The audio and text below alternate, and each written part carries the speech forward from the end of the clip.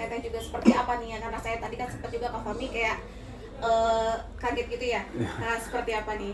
Ya alhamdulillah, tadi kan karena biasanya kan dikedet ya, biasanya tangannya dikodain, tapi tadi nggak dikodain, Blank. sempet blank nih, ngomong sekarang apa enggak nih gitu kan.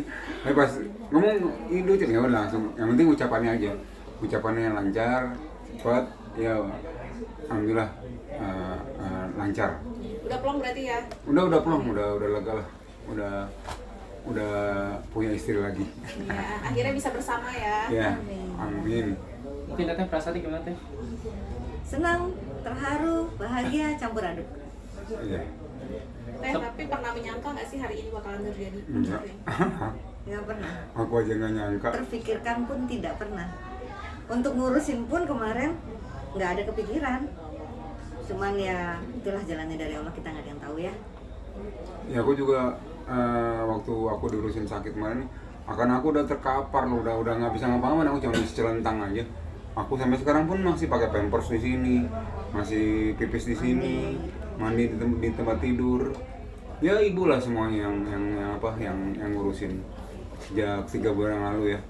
Sejak aku masih di rumah sakit Pelni, sebelum masuk rumah sakit Pelni, dan aku udah untuk hidup tuh udah nggak semangat hidup, udah pasrah, ngomongnya udah macam-macam sama ibu. Jadi ngomongnya saat itu udah ngomong macam-macam sama anak sama ibu. Ya semua mungkin ibu doanya bukan doa teman-teman semua, teman-teman TikTok, teman-teman media, teman-teman TV semua. Jadi doanya mungkin ada yang dikabulkan. Aku dipertemukan sama Raffi Ahmad, sampai aku dibawa ke rumah sakit.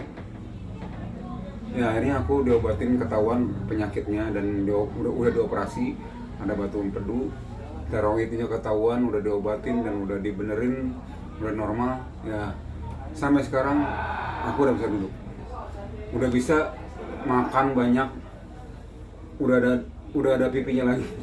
Yang tadinya aku kayak tengkorak ya, ya udah bersyukur banget. Itu sebenarnya itu berkat doa, kekuatan doa semuanya. Terus harapannya setelah menikah ini untuk keluarga dan keluarga besar itu apa sih Bang Fahmi? Ya harapannya pokoknya nggak muluk-muluk ya. Nggak muluk-muluk pokoknya. Aku sehat, sembuh. Biar aku sehat dulu. Yang penting bisa berdiri dulu, bisa pindah ke kursi roda. Dan kursi roda bisa ke mobil, bisa ke Grab, aku bisa kemana-mana. Jadi nggak pakai ambulan, gitu kan. Jadi pengennya seperti itu.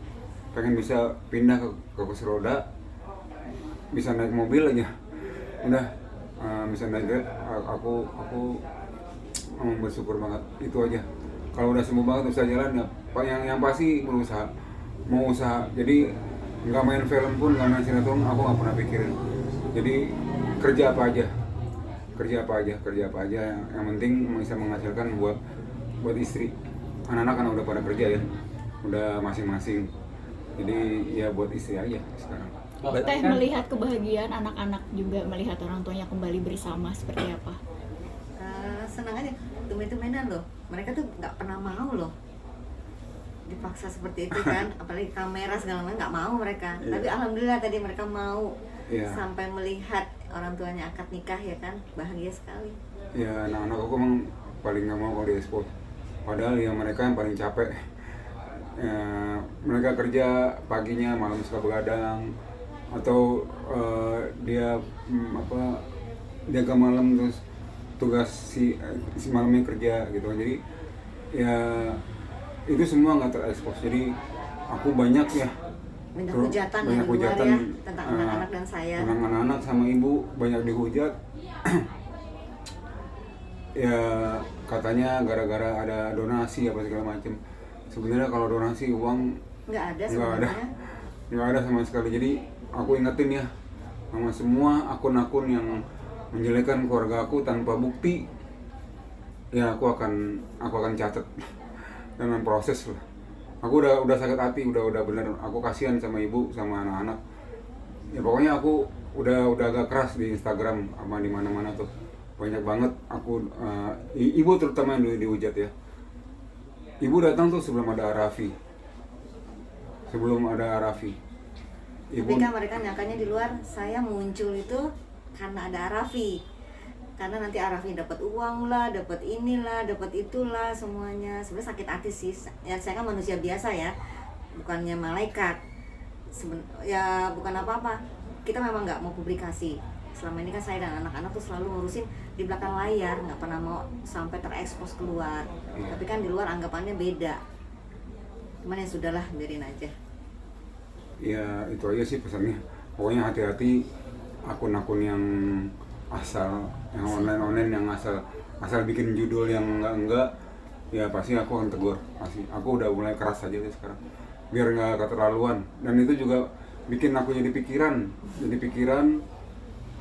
Ya nggak enak aja gitu dibacanya gitu kan. Pengennya aku baik-baik aja. Karena aku niatnya udah baik sekarang. Maksudnya udah pengen adem, nggak ada pikiran apa-apa.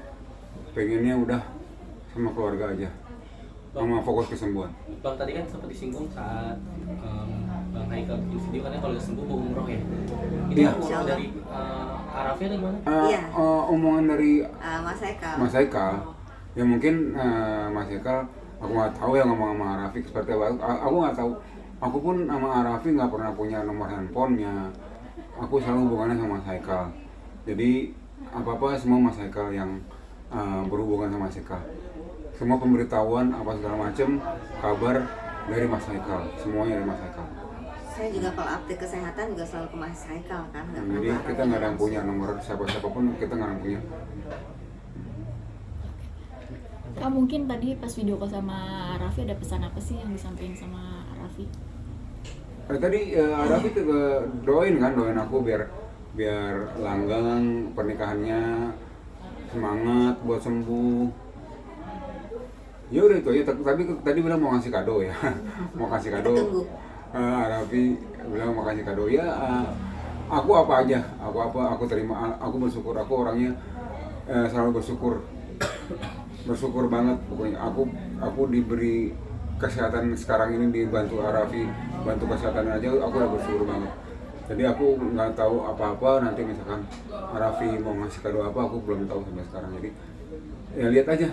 Nanti juga kalau misalkan Arafi ngasih kado, pasti kalian tahu. Ini juga kado yang spesial banget dari Arafi untuk pengobatannya ayah selama ini ya kan. Iya udah benar. Udah bersyukur banget. Udah bersyukur banget, udah alhamdulillah. Tapi ada nggak sih bang yang diinginkan bang dari Arafi bang? Nggak ada bang. Aku nggak mau berharap sama manusia. Aku demi Allah nggak pernah mau berharap dengan manusia. Aku selalu berdoa sama Allah aja. Ibu pun juga selalu berdoa, kata ibu. Nih niat ibu nih, berdoa setiap sholat sebelum ada Arafi.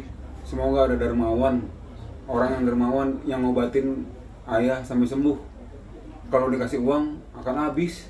Iya, Gitu. sehat enggak, habis iya ya kan. Ini ngomong nih, dia ngomong depan aku. Seminggu kemudian Mas Haikal datang hari Senin. Iya, pokoknya ngomong seminggu.